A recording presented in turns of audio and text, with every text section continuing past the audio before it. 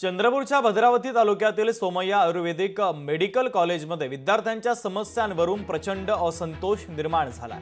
विद्यार्थ्यांनी आता थेट जिल्हाधिकाऱ्यांकडे धाव घेतली असून आंदोलनाचा इशारा दिलाय। कॉलेजचा अनागोंदी कारभार, सुविधांचा अभाव, प्राचार्य आणि शिक्षक पद रिक्त असल्याने विद्यार्थ्यांमध्ये आता तीव्र नाराजी आहे। शिष्यवृत्ती तात्काळ मिळावी आणि या फीच्या तगाद्यावर नियंत्रण आणावं अशा मागण्या आता विद्यार्थ्यांनी जिल्हाधिकाऱ्यांकडे केल्या आहेत। अन्यथा उपोषण करण्याचा इशारा देखील विद्यार्थ्यांनी दिलेला आहे।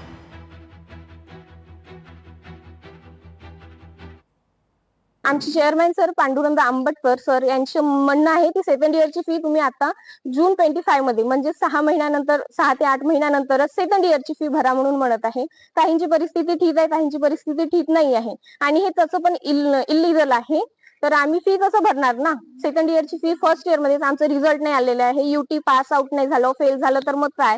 तर आम्ही आताच फी कसं भरणार म्हणून आम्हाला ना शिक्षक आणून देत आहेत, ना आम्हाला प्रॅक्टिकल होत आहे, ना आम्हाला कॅडेवर मिळत आहे, ना आमचं कॅम्पस कुठं बाहेर नेत आहेत आणि नाही आमचं कॅम्पस आहेत, नाही हॉस्पिटल स्टाफ आम्हाला कुठं हेल्प करते, नाही प्रिन्सिपल आहे, नाही कॉलेजमध्ये उप प्रिन्सिपल आहे, कोणीच नाही। कॉलेज नेहमी स्टुडंटच्या बाजूने असतो, कोणताच कॉलेज स्टुडंटचा विरोध करत नसतो, तो त्याला मदत करण्याचीच त्याची भूमिका असते। तो प्रत्येक पोरगा पास झाला पाहिजे ही भूमिका कॉलेजची राहणार आहे, ही भूमिका आमच्या संस्थेची राहणार आहे, ही भूमिका आमच्या मॅनेजमेंटची राहणार आहे। मला असं वाटतं पोरांनी खूप चांगलं सहकार्य करावं कॉलेजला आणि पोरांचं जेवढे बी काही थोड्या अडचणी असतातच त्या अडचणी 100% दूर होईल आणि त्यांना चांगलं एज्युकेशन चंद्रपुरातलं नाही महाराष्ट्रामध्ये चांगलं एज्युकेशन फक्त आमच्या कॉलेज देईल याची मी ग्वाही देतो।